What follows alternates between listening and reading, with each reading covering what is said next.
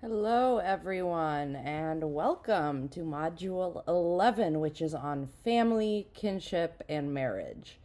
So, today we're going to take something that feels intimate and obvious and maybe even sacred, family, and treat it as anthropology treats everything familiar. We make it strange and we make it make sense.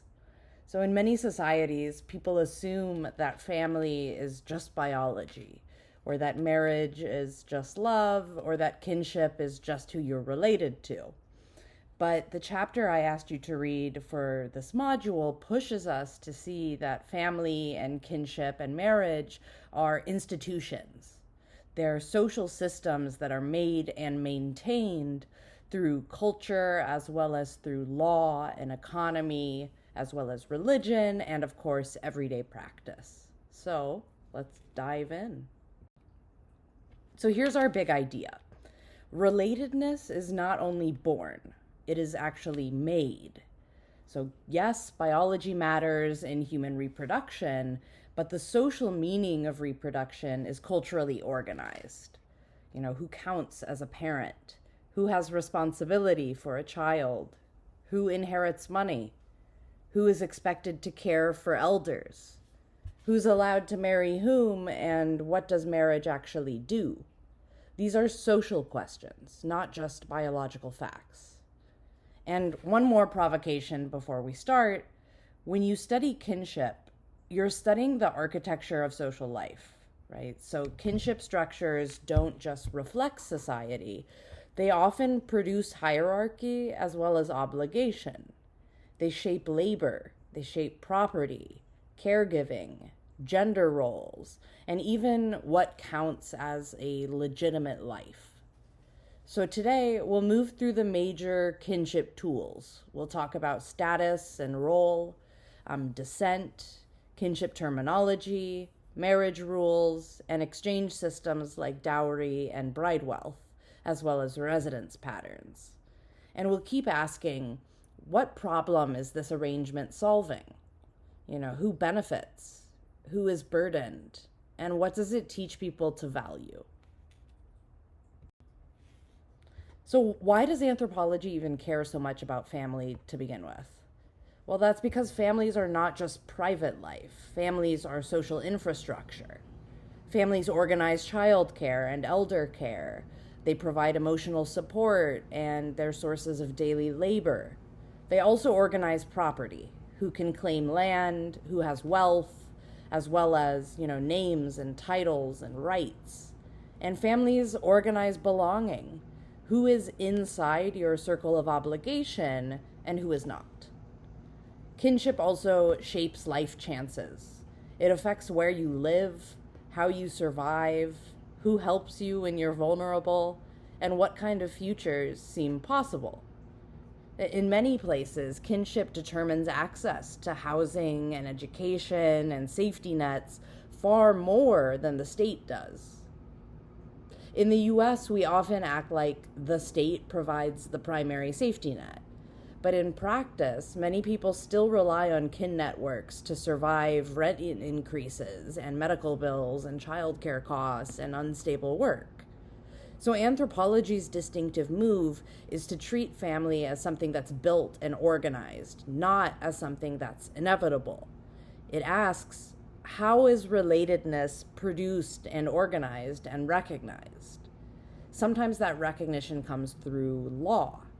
Sometimes it comes through ritual. Sometimes it comes through everyday practice, right? Who shows up? Who provides care? Who is acknowledged publicly? And in many societies, kinship can be flexible and expansive and socially negotiated rather than fixed. So when we study family anthropologically, we're studying how people build social continuity and social survival, and how those systems intersect with inequality. To study family anthropologically, we should start with two tools: status and role. A status is a culturally recognized position that someone occupies. So think mother, father, older sister, mother's brother, in-law. A role is the set of expected behaviors attached to that status. This matters because the expectations attached to family roles often feel like common sense, but they're cultural. Right? For example, what makes someone a good mother? Is it constant emotional attentiveness? Is it discipline? Is it ensuring academic success? Is it providing religious instruction? Is it keeping children safe from social shame? Different cultures answer these questions differently. And even within one society, different groups also answer differently. Roles can also change historically. Think about how quickly U.S. parenting ideals have shifted. Like one generation ago, corporal punishment was widely accepted. Now it's widely debated and often condemned. A generation ago, screen time wasn't a parenting issue, right? And now it's a major moral site of parenting identity. So these changes remind us that the family is not outside culture. It is one of the main places that culture gets enforced. So status and role help us translate family drama into anthropological language. Conflicts often happen when role expectations shift or clash, whether that's between generations, genders, religions, economic pressures, or moral beliefs. So now we move to kinship itself. Kinship refers to culturally recognized ties between people, ties that come with expectations and obligations. Anthropologists often distinguish consanguinal ties based on culturally recognized blood or descent connections from affinal ties created through marriage, like in-laws. But the most important lesson, I think, is that kinship is not reducible to biology. Many societies recognize adoption, or fictive kin, as well as care-based kinship that are fully real. So this is a powerful corrective to the idea that family is somehow natural. In some cultural contexts, someone becomes family because they raise you, or because they sponsor you, or because they share food and labor with you or take responsibility for you, not because they share genes. You can see how culturally variable this is even in the US. We legally recognize adoptive parents as parents, which already proves that kinship isn't purely biological. But socially, people still sometimes treat adoptive kin as less real, which shows you something crucial, I think, right? That kinship is not just legal categories, it's about social recognition. So when we study kinship, we're studying the cultural rules that decide which relationships are recognized as real, legitimate, and obligating, and which are treated as optional or even irrelevant. Kinship systems are often structured through descent rules. So these are rules that trace kin group membership through particular lines. In patrilineal descent, membership is traced through the father's line. In matrilineal descent, membership is traded through the mother's line. Both are unilineal systems. In bilateral descent, kinship is recognized through both parents' lines. These systems matter because they end up structuring inheritance, identity, and obligation. In many patrilineal contexts, property moves through male lines, and residence patterns may keep men near their father's households. In matrilineal contexts, inheritance might move through the mother's line, and maternal relatives might hold special authority. But here's a crucial clarification. Descent rules describe group membership, not emotional closeness. A person might be deeply bonded to relatives outside the formal descent group. The system tells you who is officially your people in the eyes of community and law, but not necessarily who you love the most, right? This also helps you interpret family conflict. Sometimes a person's closest emotional relationship is with someone who is structurally less significant in the kinship system, while someone else, the maternal uncle, the father's brother, has more formal authority. So anthropology can help you see how personal life and institutional structure can clash. Anthropologists often use kinship diagrams to map relationships. They start with the focal person, whoever the map is of, and they call that person, which could be yourself, ego. And then they use standardized symbols to show marriage links and parent-child links. These diagrams, they help clarify descent patterns as well as residence patterns and who is even going to be considered a significant relative in a particular society. But I want to add one more major kinship tool that students often see on quizzes. Hint, hint. Kinship terminology. So these are the actual words that a culture uses for relatives. Right? The chapter that you read emphasizes that these terms are not just labels. They actually reveal how a culture categorizes relationships. So to give you an example, English uses aunt or aunt for both mother's sister and father's sister. That collapses a distinction. But some kinship systems make that distinction extremely important, giving different terms to the mother's side or the father's side. Other systems go even further and categorize relatives based on whether they are older or younger than your parent, or whether they're linked through parallel or cross lines. So why does this matter? Well, because kinship's terms often indicate expected roles. So if your mother's brother has a distinct term, that might signal a special relationship. It might signal authority or mentorship, ritual responsibility or inheritance. So kinship terminology is basically a map of social obligations. So diagrams map structure visually, right? Kinship terms map structure linguistically. Both end up showing you how a society organizes relatedness. Here's a classic confusion that we need to correct. Matrilineal does not automatically mean that women have power. Matrilineal describes how descent is traced. So patriarchy and matriarchy describe how authority is distributed. But many matrilineal societies still have significant male authority. Often that's exercised through the mother's brother. And this is one of the most important kinship insights. The father-child relationship is not the only form of male authority. In some systems, the maternal uncle can be a major authority figure in children's lives, responsible for teaching discipline and ritual duties. This helps us see that kinship systems distribute power in culturally specific ways. So if you assume that father always equals authority, you'll misunderstand matrilineal societies. If you assume mother line means matriarchy, you'll misunderstand matrilineal societies. Anthropology forces precision. And it also encourages a deeper question. How does a society decide which male relatives have authority over children? That's not biology, that's structure. And structure shapes everyday life. So at this point, I want to pause for just a few minutes and reflect. So what I want you to do is pick one family expectation that you grew up with.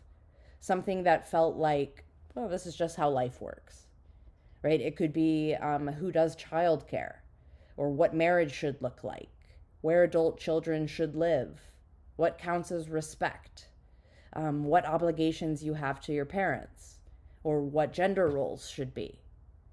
So think about that and try to jot it down or think through it in your head in a couple of sentences. Then I want you to translate it into anthropology language. What statuses are involved? What roles are attached? Finally, think about what conditions make it feel normal. Is it economic pressures or religion, law, housing, migration, class, and so on? The point here is not to judge your family. The point is to practice seeing normal as cultural. and therefore variable. So take a few minutes, think about it, and when you're ready, return to the video.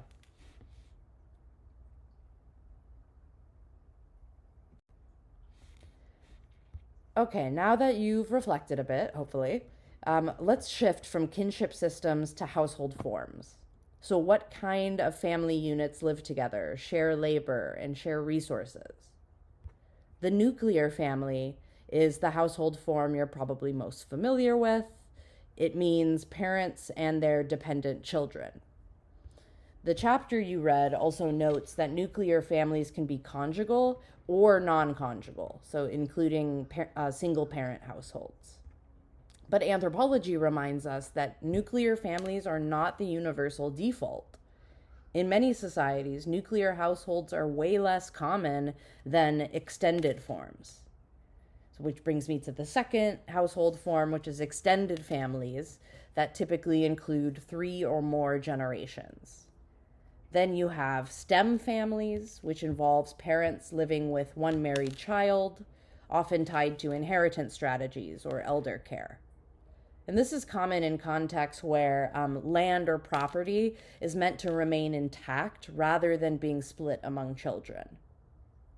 Joint families include multiple married children, so often siblings of one gender, who remain together with shared property and coordinated labor.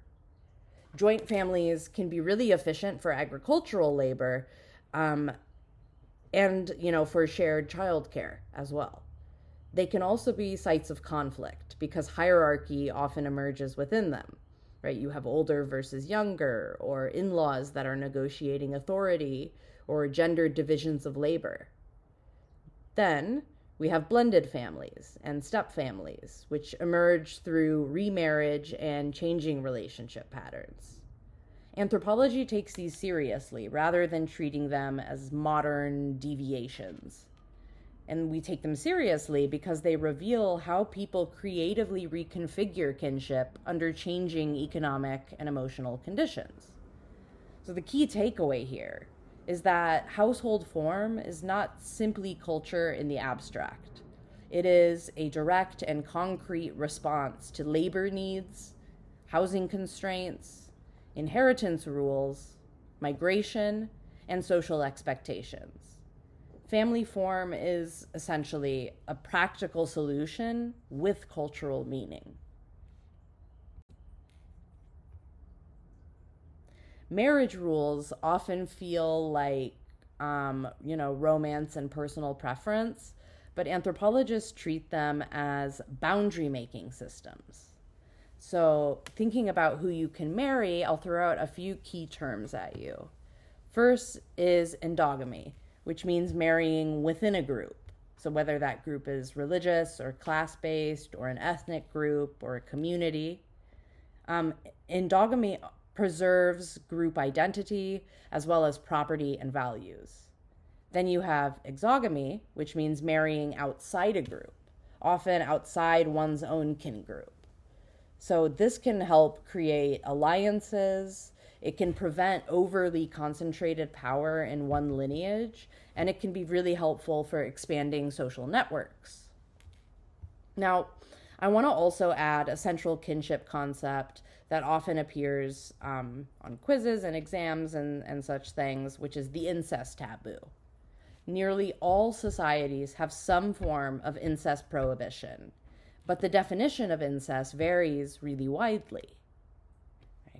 So in the US, first cousin marriage is often stigmatized or restricted.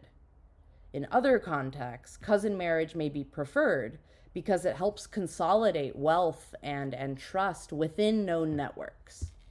But anthropologically, the point is not to treat any of these patterns as gross or obvious. The point is to ask, what does the rule do socially? Marriage rules are tools. They're tools for managing property and alliances and identity and social cohesion.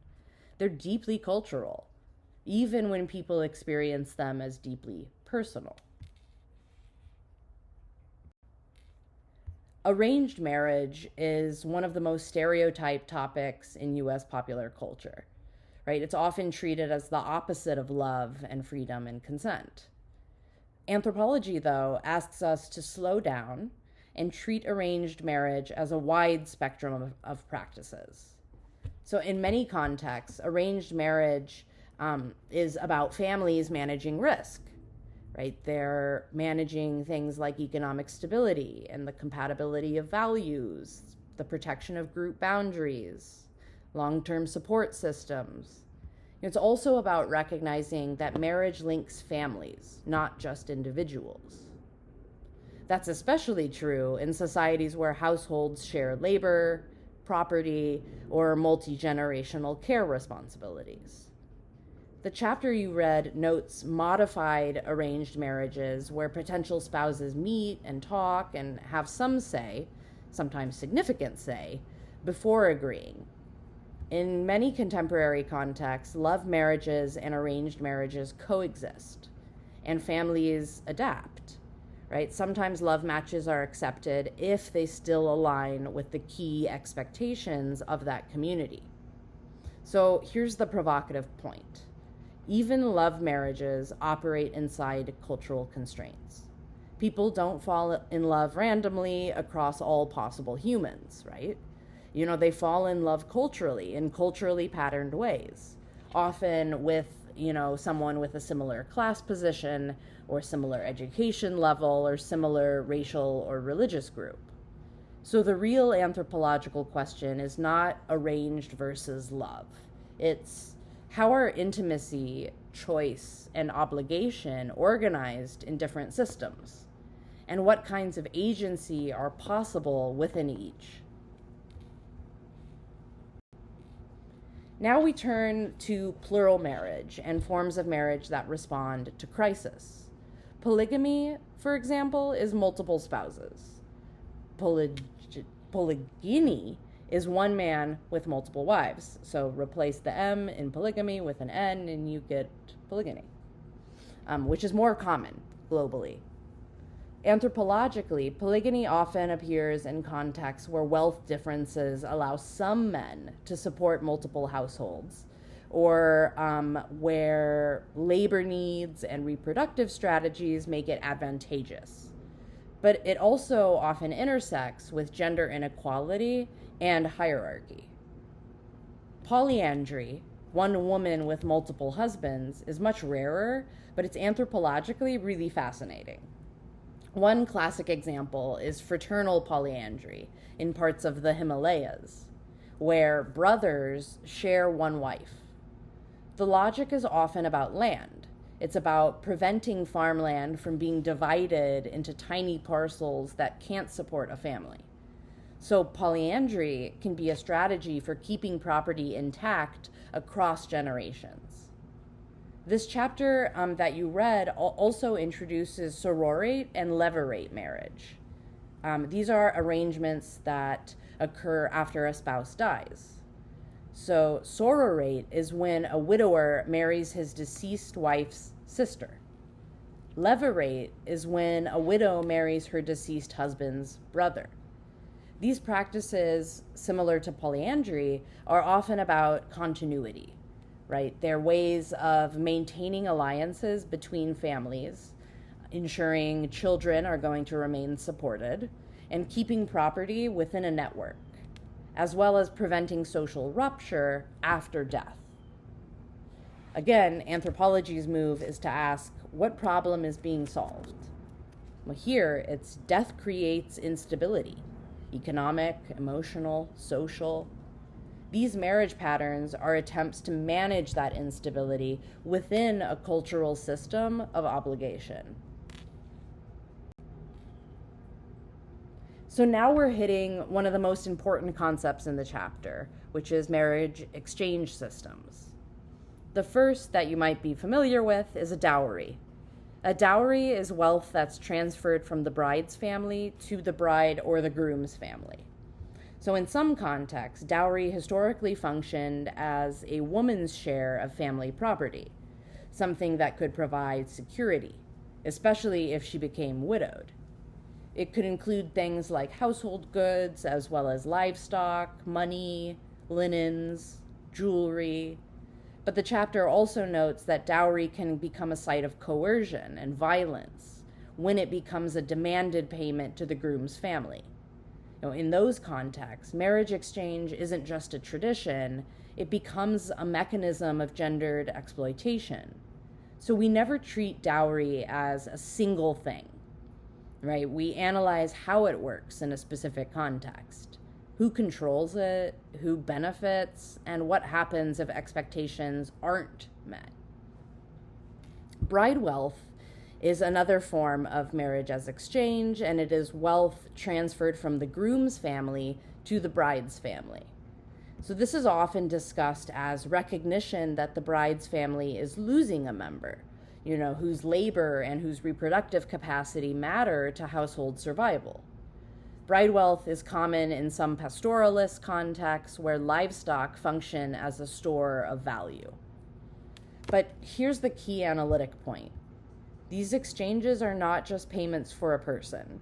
They are culturally meaningful transactions that signal alliance, recognition, and obligations. But they can also become coercive under conditions of inequality. So anthropologically, we ask, how does marriage exchange relate to labor? How does it relate to inheritance or gender status or control over children? So after we've decided who can get married and what are the exchange rules related to that marriage, then what has to be decided is where does the couple go to live? So post-marital residence rules often show how marriage reorganizes space, labor, and authority. And so I'll throw out a few terms for you that describe the more common forms of post-marital residence. The first is neolocal. Neolocal residence, or forming a new household, is common in many industrial societies, and it fits with the ideals of independence and the nuclear family. But it can also produce isolation, especially when childcare and elder care are privatized within the household. Then we have patrilocal residence, living with or near the husband's father's family. So this often supports patrilineal descent systems and can create really strong male-centered kin groups. It can also place women in vulnerable positions, especially early in marriage, because they're living among their husband's kin and may therefore have less support. So matrilineal residence, living with or near the wife's mother's family, often supports matrilineal systems and can shift women's security and authority because they remain embedded in their birth kin network. Then we have avunculocal residence, which is living with or near the mother's brother, which makes a lot of sense in matrilineal contexts where the maternal uncle holds authority and where property transmission follows the maternal line. Then there's bilocal residence, so that's either side. And it often reflects just practical flexibility. Whoever has land, whoever has space, or whoever has need for labor gets the couple, right? The deeper point is that residence is never just where you live. It structures daily labor and childcare arrangements and elder care, as well as who holds authority in the household. So this slide is where we really underline the core message of the chapter you read. Kinship is culturally made and culturally recognized. Adoption shows that parenthood can be established through care and responsibility and social acknowledgement. Some societies treat adoption as a misfortune, but others treat it as an honor. Right? Others treat it as a normal way of building alliances and distributing childcare responsibilities. And in other contexts, an adopted child may be seen as having more social resources because they have ties to multiple households. Then, in addition to adoption, today we now have same-sex marriage and same-sex families, which illustrates another key point. Legal recognition is not the same as social existence, right? Same-sex couples have formed households, they've raised children, they've created kid networks actually long before states ever recognized them. So anthropology reminds us that kinship is not just defined by law, it's also defined by lived practice and community recognition. So here I want to emphasize the difference between three layers of kinship: lived care and obligation, community recognition, and legal recognition. Those layers, they don't always align, and conflict between them often becomes a political struggle about whose families count. So the chapter you read closes by emphasizing culture change. Family systems are not static, right? They shift with housing availability and education access, with wage labor, migration, state policy, war, religious change, right? One reason we teach kinship in introductory anthropology courses is that it gives you a set of tools that remain useful even when family forms change. So the point isn't to memorize, the types as if they're museum exhibits. The point is to learn how to analyze family systems as dynamic responses to concrete conditions. So here's the ultimate takeaway. There's no single natural family form. There are cultural expectations that feel natural because they're dominant in a particular place in a particular time. And anthropology trains you to see those expectations as historically produced and to ask who benefits when one family form is treated as the only legitimate one. So that's why kinship is always political. Recognition, inheritance, adoption rights, marriage laws, custody battles, they're all struggles over the social meaning of relatedness. So in closing, for our final reflection, what I want you to do is choose one concept from today. So that can be descent, it can be dowry, bride wealth, residence patterns, kinship terminology, you name it. And I want you to try to apply it to a real or a fictional example. So that can be a family you know, or a story you've heard, maybe a film or a TV show, or a public figure situation, right? And then ask yourself first, what does the concept reveal that common sense misses? Second, what would you need to know about the context, about economics, religion, law, migration history, power relations, in order to be able to interpret the situation without stereotyping? So if you have pen and paper in front of you, take a second and jot down a few sentences. The goal here is to practice doing what anthropologists do. Use concepts as lenses, not as labels. And with that, I will thank you all for sticking with me through this lecture, and I will see you in our next module. Have a good one, everyone.